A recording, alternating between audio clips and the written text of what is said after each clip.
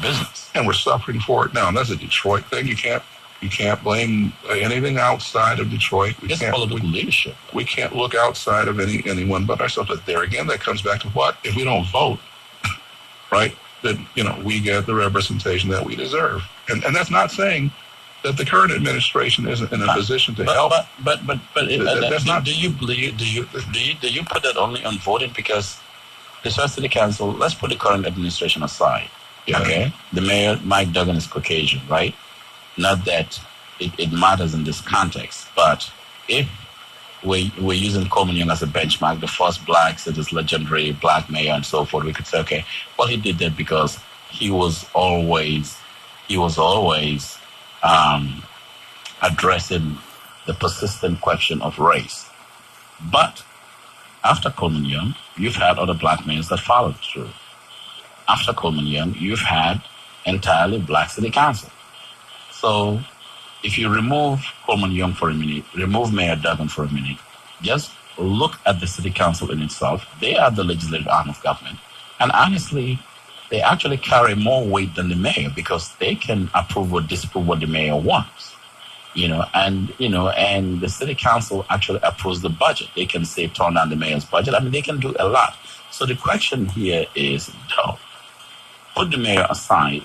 What about the city council that we've had always? Because, it's been in 2004, August, Councilwoman Alberta Tinsley Talabi established that mayor's office to target business development. It was kind of a joke because it looked like it came out of the administration. Oh, it was Talabi who established that? Absolutely. It came out of city council. I didn't know that. Yeah, and I was there. I was part of that for all those years. And in fact, we did a lot, helped a lot of people out there. In fact, when the Bing administration looked to shut it down, this was March of 2009, they had to close down the elevators in less than 16 hours. We turned up so many people that came to city council to protest shutting down that department that you couldn't get on the elevators at city county buildings. So there you can't tell me because I was there. People were, in fact, benefiting from that because it was broad. But the issue is, we're talking about we're talking about everything from solar energy businesses to, homes, healthcare businesses. We're talking about businesses that cut across a lot of industries, technologies. We're talking about businesses where you need a lot of expertise within an organization like that to even know what these entrepreneurs are trying to do and really to read their business. So Coleman Young was very direct. Coleman Young was very direct. He involved himself in those issues. Yeah. Since then, have you seen, do you think that there is an opportunity here for the current dispensation or current regime, including both the mayor and the city council, to begin to pivot towards that? Now, if you talk to the mayor, I'm sure they'll say, we're supporting, they can rattle off names of African-American businesses who actually support this administration. From the Jim Jenkins, I can go and name an entire list. I do. I'm optimistic.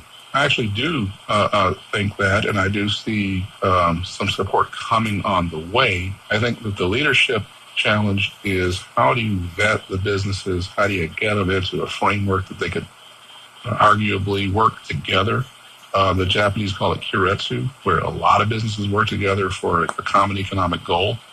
You have to define that as a policy and a leadership initiative in the beginning, or you'll never get control of it. It'll just be money in and money out. And that's where a number of, arguably some of the Republicans challenged the benefit of the programs that were there that were succeeding, because they couldn't really monitor the impact out there. You couldn't connect it to these statistics that we're talking about here. You couldn't really see where the money went. Right. But today we do have the tools to do that. We do have the methods of doing that. And we know that honorable people on all sides of the aisle want to see it happen. As I said earlier, when you see some of these big corporate CEOs needing to see it happen, and it's not just for their personal benefit, but the reason that their whole region requires all of these small businesses to succeed, I think when you start to see that kind of momentum starting to take place, but you do see some changes. All small businesses are not black-owned business. I think we have to be mindful of that too, in terms of how we just throw that term around, because all small business may not be black-owned business. And I think at the end of the day, we look at how many black-owned businesses are there, how many women-owned business, Hispanic-owned business, and then you find out the numbers are only dwindling. Because when you look at the features of the report, the numbers in there are very devastating. Yeah. So just because CEOs are committed to helping small business, and all small business may be black-owned business. So are we talking to ourselves, or are we talking about something else?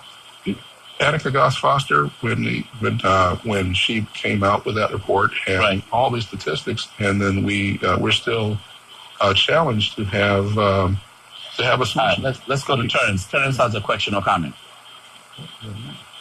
Good afternoon, Bankley. How you doing? I'm good. Question or comment? Well, I have a question for you and the gentleman there that you're talking to. Yeah. When you're talking about individuals getting into business, right? What advice would you give to African Americans who have an entrepreneur spirit, have great ideas, and they're looking to get into that conversation, to find the necessary resources to help steer them that way on that path? I want to hear your advice, both of you guys. I'm going to listen to you. Thank you. Thank you, Terrence. Brian, go ahead. Get your credit together, because they have new, innovative ways of funding businesses today that weren't around 5 or 6 years ago, that are based just on credit and do not require you to have, it can be for a startup or even a nonprofit. They don't require a lot of the other things that were restrictive to African-American businesses. But your credit score still is the number one determining factor in your initial ability to raise capital. With that, or even having someone in your family that's willing to share that credit and help you get going, you can do some things today that were not possible just a couple of years ago. So that number one, if you had to do anything, focus on that. Provide access to capital. Okay. What I'm saying is now there's so many other lending and so many other credit line options from traditional banks. Traditional banks are doing things they didn't used to do before. There was a report I just saw that banks were not giving out loans to black-owned businesses or something. No. I just saw that recently. Straight loans, no. But some of the credit line options that are available today, based on just having a certain credit score, they're not targeting African Americans. So if the question, straight loans, they're credit lines. If the question is asked, is it difficult today to do business as a black person than back then? What would your answer be? I'm saying you've got different options. If you're prepared, you have more opportunity today than you did in the past, right? Okay, you have First Independence Bank, right? We know that.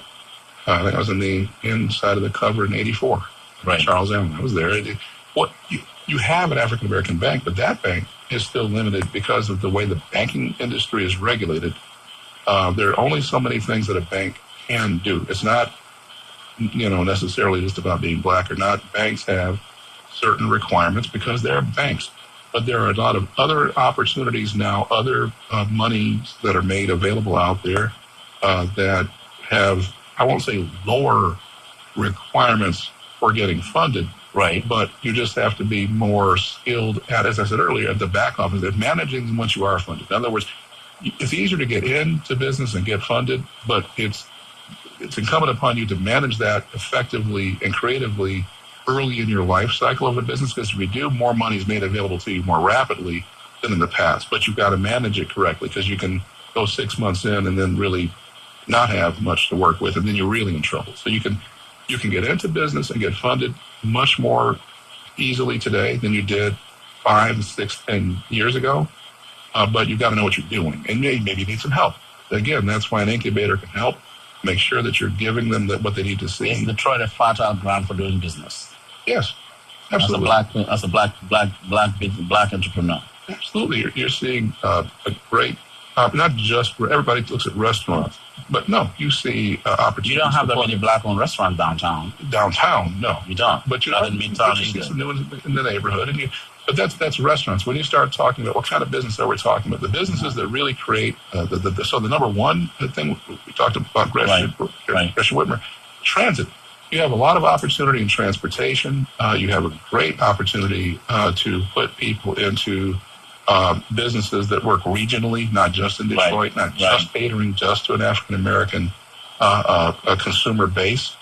You have still a significant number of businesses in the technology area. You need a little bit more education and background and training to take on those opportunities, but they are there. And so you do have more competitive options than ever before as a business. You've got to be better prepared.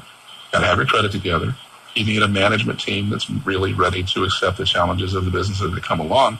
But no, I will argue you do have better options today than you did certainly 10 years ago. And you are in this area, which is why I'm asking you these questions. Should a black entrepreneur or black wannabe entrepreneur, an entrepreneur to be, let me say entrepreneur to be, as opposed to wannabe, but should a black entrepreneur to be go into business knowing full well that at some point they may face discrimination, and they have to begin to think about, should they come into contact with that monster, how to overcome it? I mean, that's been a prevailing condition of life. But should they go into the business with that? Absolutely. Make it a challenge. I mean, certainly, it's not that you've gone into, you're going into business because you're doing something you're passionate about, you're good at, you're helping people, you're solving a problem. Right. And, that's just like saying, well, we have light bulbs because actually an African-American figured out how the filament worked in the light bulb. Well, find me a black guy to fix my filaments. No, really, fix my filaments, right? You just have to fulfill an economic demand that's out there. And, to a large extent, I think being African-American works in your favor because you do have a little bit more attention given to you because you've been successful. Now, certainly if you... Attention can be positive or negative. It could be positive or negative. It depends on how you leverage it and make it work for you. But certainly saying I'm not going to go into business because I'm black, that's a non-starter. But yeah, it's not because I'm not saying you're not going to go into business, but when you go into business, should you in fact have that that thinking as a prevailing thought in your mind that at some point you may face discrimination. But to move on, I want to come back to this study from the County Commission. It's very interesting, instructive look at Black life 5 decades later. Where do you place this study in the context of Detroit's present state of affairs? Like we talked earlier, it is the objective frame of reference to talk about poverty. It gives us, you're breaking it down, incarceration, health, education, employment, homeownership, jobs. You've got the categories defined. You've got a frame of reference that was researched 50 years ago. Right. You have a milestone that you can point to so you know kind of exactly where we are. It's that mirror that we talked about. We know where we are. The question is, from a policy standpoint, okay, politics is the authoritative allocation of values, right? Whose values are really being allocated here? We see it being played out in Washington now. Are our values being reflected there? The question is, can we at the state and local government level reflect the values of African Americans within our community